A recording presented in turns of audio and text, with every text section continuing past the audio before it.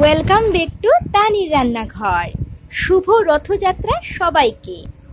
রথের মেলায় তো এবার যেতে পারবো না, তাই ভাবলাম রথযাত্রা উপলক্ষে একটু গরম গরম চপ হয়ে যাক না।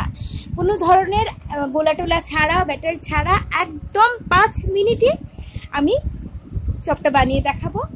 দেখো, প্রথমেই আলু ভেজে নিয়েছি নুন হলুদ আর অল্প একটু লাল লঙ্কার গুঁড়ো দিয়ে।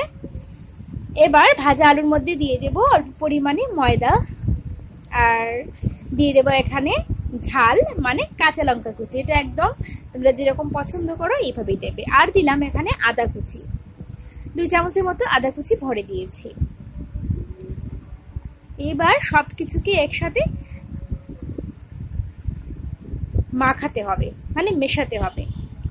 তো এই চপটা আসলে খুব একদম 5 মিনিটে হয়ে যায়, যেহেতু কোনো ব্রেড ক্রামস লাগে না, কোনো বেসনের গোলা বা কোনো কিচ্ছু লাগে না, কর্নফ্লাওয়ারের গোড়া মানে কিচ্ছু লাগে না। এত তাড়াতাড়ি ইজি একটা রেসিপি যে রান্না করে গেলে আর করে নিলে এরকম একটা। আর যদি আলু ভাজা থাকে আগের থেকে করা, তাহলে তো আর কোনো কথাই নেই। তো দেখো, খুব ভালোভাবে মিশিয়ে নেওয়া হচ্ছে আলুটাকে, ময়দা, আলু আর কাঁচা লঙ্কা কুচি, আদা কুচি একসাথে।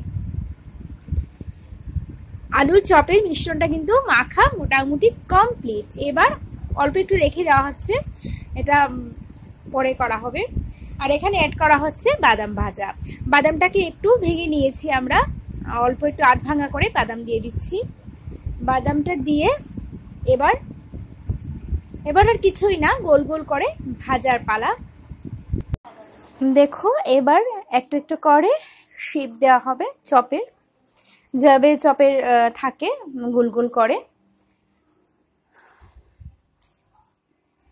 একটু ভালোভাবে মিশিয়ে নেওয়া হচ্ছে। আর আলুটাকে কিন্তু একদম আমরা নরম করি, মানে একদম মিশিয়ে দেইনি, কিছু কিছু মানে টুকরো পাওয়া যাবে আলুর, তো খেতে ভালো লাগবে। এখানে নিয়েছি স্পেশাল একটা জিনিস, সেটা হলো মুড়ির গুঁড়া। আসলে মুড়ি তো সবার বাড়িতে থাকে, বাঙালি বাড়িতে মুড়ি থাকবে।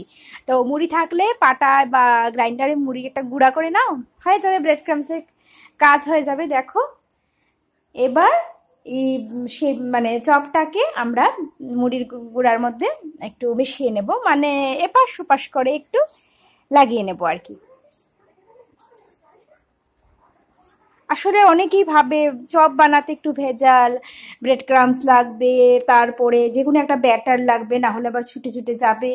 তো দেখো, একদম ইজি ভাবে 5 মিনিটে আজকে তোমাদের চপটা বানিয়ে দেখাবো।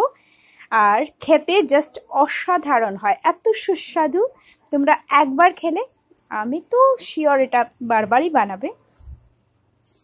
দেখো, তেলটাও ভালোভাবে গরম হয়ে গেছে, আবার একটা একটা করে চপ দেওয়া হচ্ছে।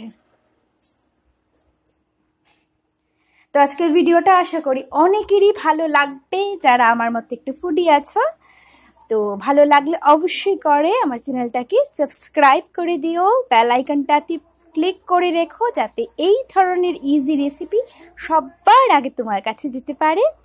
আর ভিডিওটাকে ফ্রেন্ড ফ্যামিলি সবার মধ্যে একটু শেয়ার করে দিও, তাহলে কি হবে বলো তো, সবাই একটু দেখতে পাবে যে কিভাবে 5 মিনিটে এত ইজি ভাবে একটা চপ বানিয়ে খাওয়া যায়। তো অবশ্যই সবার উপকার হবে। তো প্লিজ প্লিজ লাইক করো, কমেন্টস করে জানিও। আর লাইক, কমেন্ট, সাবস্ক্রাইব, শেয়ার এগুলো কিন্তু টাকা লাগে না, একদম ফ্রি। তো দেখো, কথা বলতে বলতে সব চপ দিয়ে দিলাম। এবার 1.5-2 মিনিট এটাকে মিডিয়াম আঁচ, মানে একদম মিডিয়ামও বলবো না, একদম কম আছে, কম থেকে একটু বেশি, আবার এটা মিডিয়ামও না, এই আছে এটাকে রেখে দিতে হবে। একদম কম আছে যদি রাখো ভেঙে যাবে, আর মিডিয়াম আছে রাখলে এটার উপরে একটা কালার চলে আসবে। তো আমরা মিডিয়াম থেকে একটু কম, আবার একদম কম না, এরকম একটা আছে রাখবো। তোমরা হয়তো বুঝতে পেরেছো। 1.5-2 মিনিট অপেক্ষা করব আমরা। আমাদের এখানে তো এবার রথের মেলা হয়নি, তো তোমাদের এখানে কি হয়েছে আমায় অবশ্যই কমেন্টস করে জানিও। এবার তো আমি যাই না, বাট ভালোই লাগে, রথের মেলা হচ্ছে, খাবার তো আসে না গেলেও, এটা একটা। কিন্তু এবার তো আর কিছুই না, তাই ভাবলাম ঘরে বসে কিছু একটা করা যাক। তো এর আগে রথযাত্রা স্পেশাল আমি একটা খাজা গজার রেসিপি দিয়েছি, তোমরা যদি না দেখে থাকো আমি অবশ্যই করে ডেসক্রিপশনে লিংক দিয়ে দেবো, তোমরা দেখে নিও। তো তো দেখো 1.5-2 মিনিট পর দেখো কালার কিন্তু এখনো আসেনি, জাস্ট ভেতরটা কিন্তু কুক হচ্ছে, এটা খুব ইম্পর্টেন্ট। এখন আমি উল্টে দিচ্ছি। আঁচটা কিন্তু খুব মানে একদম কেয়ারফুলি রাখতে হবে, না হলে ভেতরটা কিন্তু কুক হবে না, উপর থেকে চলে আসবে কালারটা। এবারও সেম ভাবে 1.5-2 মিনিট আমরা রাখবো, অপেক্ষা করব।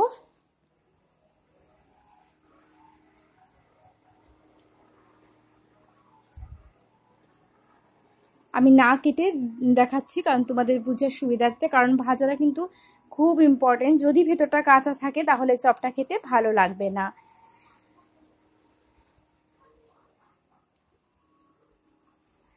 আর চায়ের সাথে চপ খেতে কে কে পছন্দ করো এটাও অবশ্যই করে আমায় জানাবে। আমার তো ভীষণ পছন্দের একটা জিনিস চা, চপ আর সাথে যদি একটু মুড়ি হয়ে যায়, ও সন্ধ্যাটা একদম জমে যায়। তো দেখো ভাজা কিন্তু আমার হচ্ছে। তো এই 1.5 মিনিট মানে 3 মিনিটের ভেতরে আমাদের ভেতরের যে চপটা, চপের যে ভেতরের এটা কিন্তু ভালোভাবেই কুক হয়ে যাবে, কাঁচা ভাবটা থাকবে না। আর বেশি আগুন দিলে তো বুঝো এটা কালো হয়ে যাবে আর ভেতরটা একদম কাঁচা কাঁচা থাকবে। যেহেতু ময়দা দেওয়া হয়েছে তো কাঁচা থাকলে খেতে ভালো লাগবে না। তো দেখো আবার একটু উল্টে দিচ্ছি। এবার কিন্তু আমাদের চপটা অলমোস্ট হয়ে গেছে। এবার জাস্ট ওপরে একটা কালার আসা অবধি আমরা অপেক্ষা করব। আমি একটু ডিপ করে ভাজবো উপরেটা একটু মচমচে হওয়ার জন্য। তোমরা চাইলে এই পর্যায়ে নামিয়ে নিতে পারো আর একটু ভেজে, বাট আমি আর একটু ভাজবো, একটু মচমচে হলে ভালো লাগে খেতে।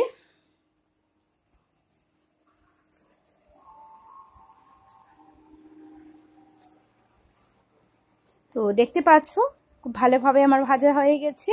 এবার নামিয়ে নেওয়ার পালা। নামিয়ে অবশ্যই করে টিস্যু পেপার বা যে কোনো এক ধরনের পেপারে রাখবে, তাহলে এক্সট্রা তেলটা বেরিয়ে যাবে। তারপর চা দিয়ে গরম গরম খেয়ে নেবে। দেখো সবকটা নামিয়ে নিলাম। আর আগে যে দেখিয়েছিলাম কিছু রেখেছিলাম তোমার আলুর মিশ্রণ, তো এটা বাদাম ছাড়া করা হচ্ছে, কারণ আমার মা বাদাম খেতে পারে না, তার জন্য মায়ের জন্য 3টা বাদাম ছাড়া। বাদাম ছাড়াও কিন্তু এটা দারুণ লাগে, খুবই ভালো লাগে খেতে। তো 3টা দিয়ে দেওয়া হলো, এবার ভাজা হোক। এবার দেখো আমি সার্ভ করে নিয়েছি, আমি আর পারছি না অপেক্ষা করতে, জিভে জল চলে এসেছে। তোমরাও বানিয়ে খেয়ে নাও। তো ভিডিওটা ভালো লাগলে লাইক করো, কমেন্টস করো আর ফ্রেন্ড ফ্যামিলির সবার সাথে শেয়ার করে দাও। তাহলে আবার দেখা হবে নতুন রেসিপির সাথে। সবাই খুব ভালো থাকবে আর অবশ্যই করে আমার ভিডিও দেখবে। টাটা।